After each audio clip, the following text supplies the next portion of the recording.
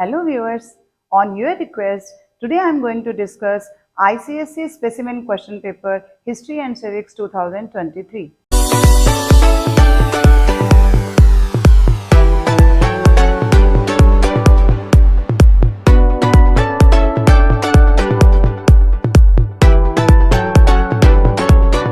This History Civics paper has two parts. First question is of 16 marks, all are MCQ of 1 mark. Question 2 is of short questions, 7 questions of 2 marks each, it means 14 marks. So in total, part 1 is of 30 marks, which is compulsory for all the students. In part 2, section A, which belongs to civics, a student has to attempt 2 questions out of 3 questions. It means it is of 20 marks.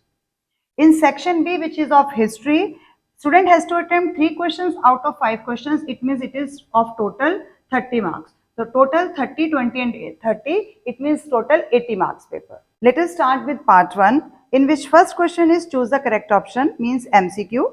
First is the interval between 2 sessions of the parliament should not be more than. Options are 2 months, 3 months, 4 months and 6 months. The correct option is 6 months. As we know, there are 3 sessions of parliament. First is budget session, another is monsoon session and then winter session. So correct option is 6 months. It means option number D.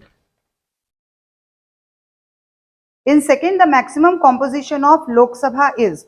Options are 530, 540, 550 and 556. The correct option is 550. It means it is part number C. Third is Lok Sabha member term is 5 years. And then Rajya Sabha member term, options are 1 year, 2 year, 4 year and 6 year. The correct option is part number D, which is 6 years.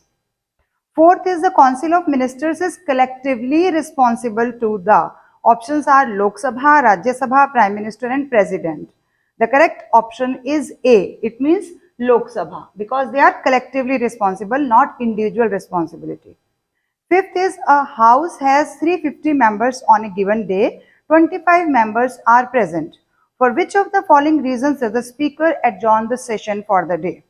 Options are indiscipline in the house, B is lack of quorum, C is business of the day is over and D is there are no questions to admit.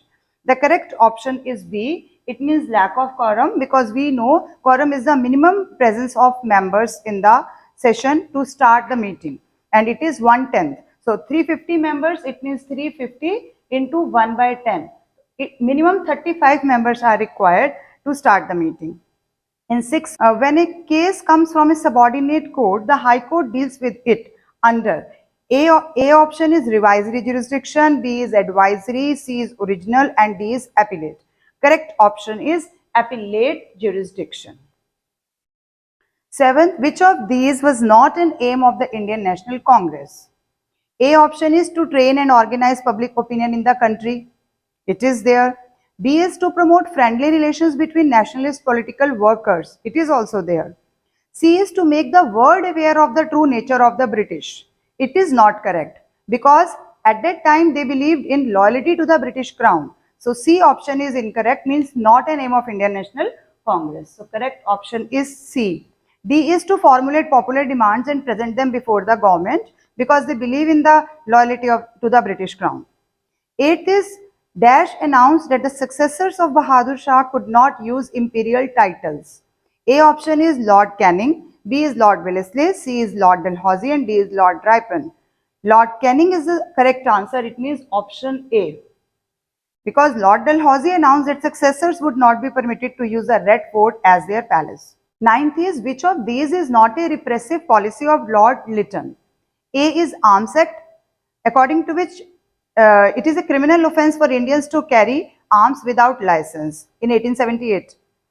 Ilbit Bill, it is the correct option here because it is not a repressive policy of Lord Lytton. So correct option is B. C is Vernacular Press Act, again in 1878, which forbade vernacular papers to publish materials. And D is Grand Delhi Darbar in 1877 to proclaim Queen Victoria as the Empress of India. So correct option is Ilbert Bill, which is B. 10th is Jyotiba Phule to Satya Shodhak Samaj. It means Jyotiba Phule had founded Satya Shodhak Samaj and then Raja Ram Mohan Rai We know that the correct option is B, Brahmo Samaj. Other options are Arya Samaj, Satyachodak Samaj and Pratna Samaj. Correct option is B, which is Brahmo Samaj. In 11, the Khilafat movement was started in India by options are Ali brothers, Mahatma Gandhi, Jinnah and Sir Syed Ahmad Khan. Correct option is A, Ali brother, Muhammad Ali and Shaukat Ali. In 12th part, the non-cooperation movement was suspended due to the options are Gandhi-Irwin Pact, B is Chauri Chaura incident, C is Cripps mission and D is Rowlatt Act. So correct option is B, means Chauri Chaura incident. On 5th February 1922, when infuriated demonstrators set the nearby police station on fire. In 13th, which of the following clauses was not part of Indian Independence Act of 1947? A is there would be a Governor General for each dominion. True. The country would be divided into 2 dominions. It is also correct. C, the British Parliament had legislative control over India, which is not correct. It means our correct option is C. And D is there would be a division of army and asset. It is also there. So correct option is C. In 14th, which of the following is a common ideology in fascism in Italy and Nazism in Germany? A is to believe in democracy, B is to encourage political systems, C is to uphold one party and one leader, and D is to support communism. So correct option is to uphold one party and one leader. So correct option is C. In 15th, Hitler attacked Poland because he wanted to. A option is seize the coal mines, D is militarize the Rhine Valley, and C is regain the Danzig port, D is control the trade. So correct option is C, because he want to regain the Danzig port and ultimately rule their neighbor to the east. 16th is identify the founders of non-alignment movement. Non-aligned movement is NAM, and options are in A, Nasir, Tito and Nehru, B is Nasir, Nehru and Stalin, C is Churchill, Stalin and Tito, D is Tito, Sukarno and Roosevelt. So correct option is A. It is President Nasir of Egypt, President Joseph Broz Tito of Yugoslovakia and Prime Minister Nehru of India. Now coming to question 2 of part 1. First question is, Mr. Kaushal is 26 years of age.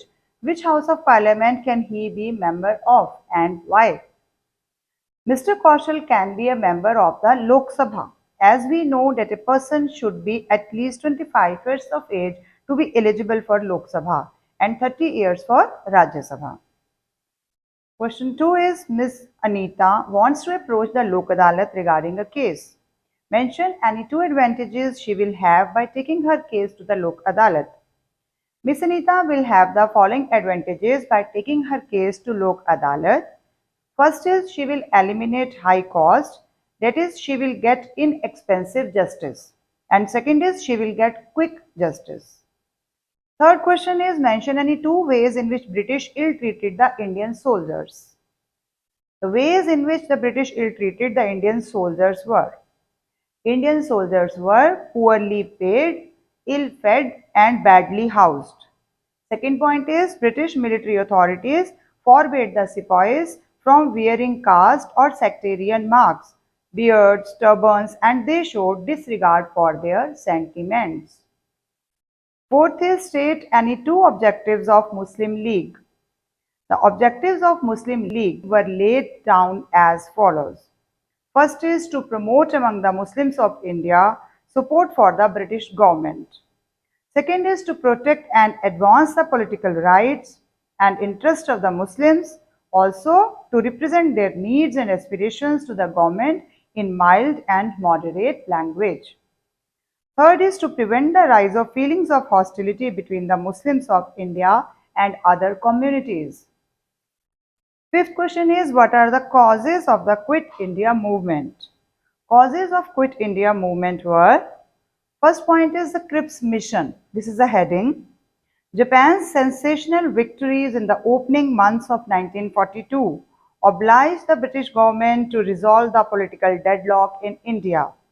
Accordingly, Sir Stafford Cripps visited India in March 1942. It proposed India would be given a dominion status, but it did not propose any immediate transfer of power. Second point In 1942, the Japanese army attacked Myanmar and marched towards India. The threat of Japanese invasion convinced the Indian leaders that for India's safety, the British should withdraw from India immediately. So Gandhiji asked the British to quit India. Sixth question is, write any two objectives of Indian National Army. The main objectives of INA were: first is to organize an armed revolution and to fight the British Army with modern arms.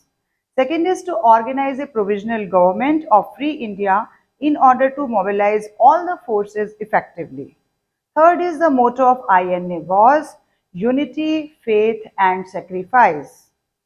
Seventh question is, mention any two objectives of United Nations Organization. The main objectives of UNO are: first is to maintain international peace and security. Second is to solve international problems of social, economic, cultural and humanitarian character.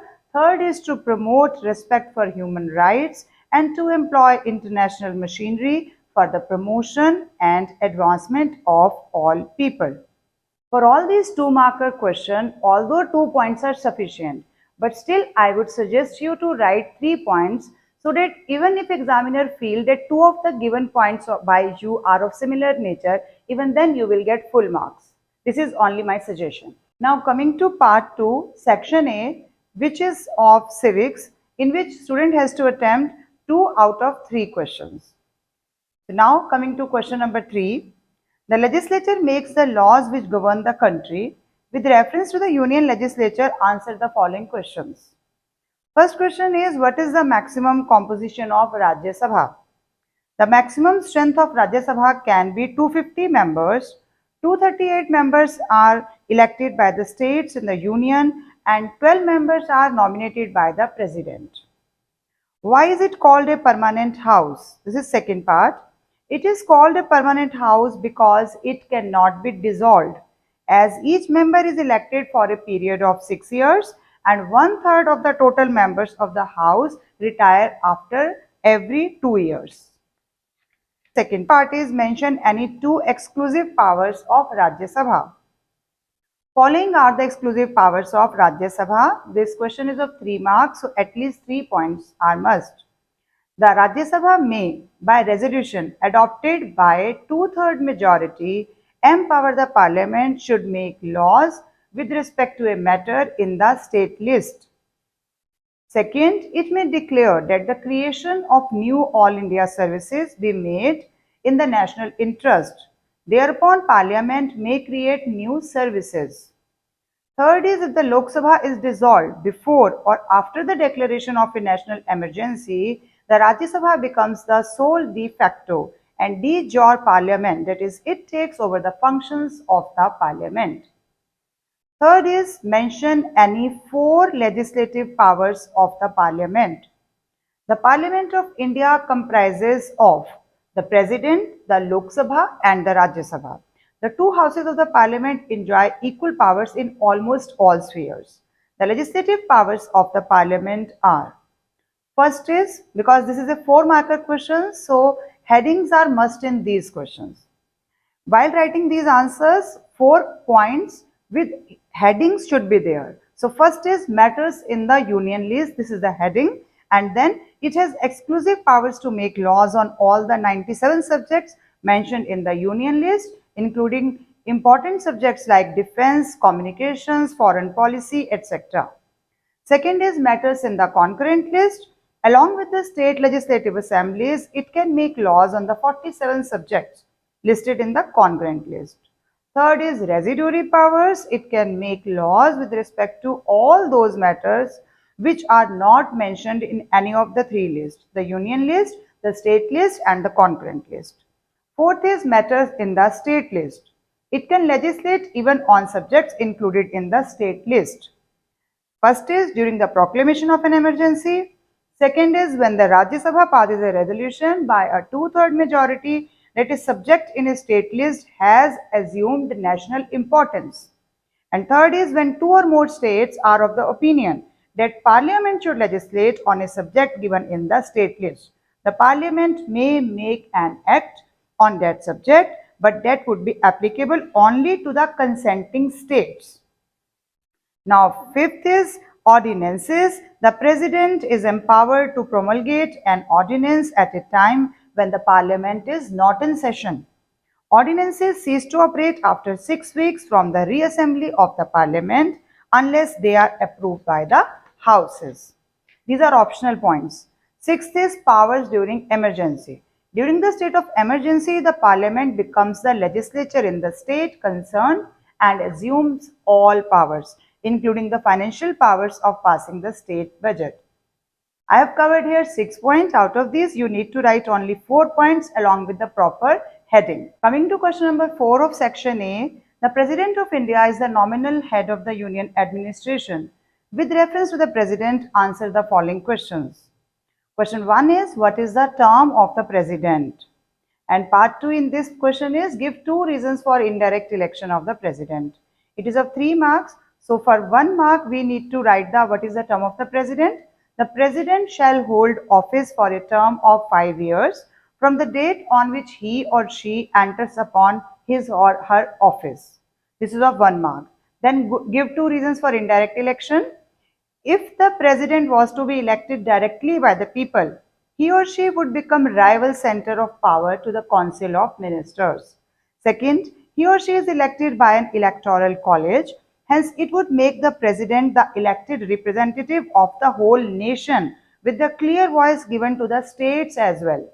C is the President is elected indirectly as spending huge amount of money, time and other resources for direct election of the nominal executive was not considered necessary by our constitution makers. Now, second is name the 3 kinds of emergencies which the President can declare. An emergency is a sudden or unforeseen situation demanding immediate action. It is a situation in which the head of the state assumes extraordinary powers. This is the introduction given to the question. Then, the President can proclaim a state of emergency in the following cases. First is national or general emergency. If there is a danger of foreign aggression or danger to the peace or security of the country because of a civil war, insurgency or any other such cause, the President cannot issue such a proclamation unless he or she has the approval in writing of the Union Cabinet.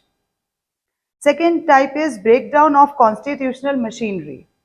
The constitutional machinery in a state has broken down or there is a deadlock because of political uncertainties or otherwise. The duration of such an emergency is 2 months. It should be ratified by the Parliament if it were to continue beyond 2 months. President's rule can normally continue only for a year.